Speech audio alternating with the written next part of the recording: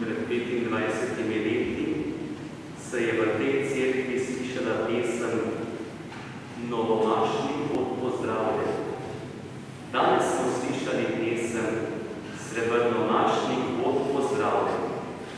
Prisrčno pozdravljam v naši župniji našega rojaka, gospoda Klavdija, ki je prišel med nas v hvaležnosti za 25 let duhovniške službe, ki je dar in poklicanost, ki je služenje, pa tudi pričevanje in zgled, da bi ljudje sledili po poti, ki jo tudi riše Marija s svojim zgledom, ki je pot svetosti in pot v življenju. Prisrčno pozdravljen v naši domači župniji in naj bo današnje bogoslužje res zahvala, obenem pa prikrošnja tudi za naprej. V imenu Očeta in Sina in Svetega Duha.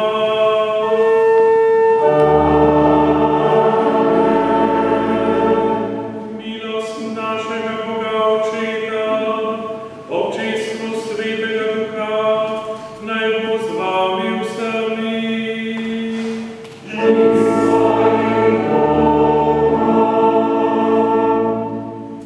Hvala za prijazne besede dobrodošlice. Tudi jaz vse prav lepo pozdravljam. Vesel sem, da sem spet pri oltarju v domači župnijski cerkvi.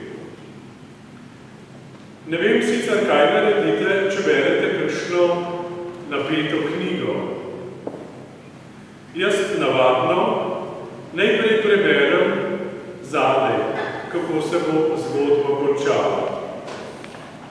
Potem bolj mirno sledim zapletom in lažje opazim, kako je v celotni zgodbi tudi kaj slabega in kaj neprijetnega včasih potrebno za dosego končnega cilja.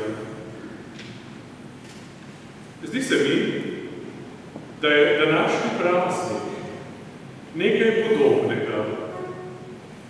Cerkev nam želi z Marijinim vnebovzetjem pokazati, kaj na koncu čaka ljudi. To pa zato, da bi lažje odkrivali Božjo voljo in vztrajali tudi v težkih in neprijetnih življenjskih situacijah. Na začetku svete daritve odprimo svoje srce Božji milosti.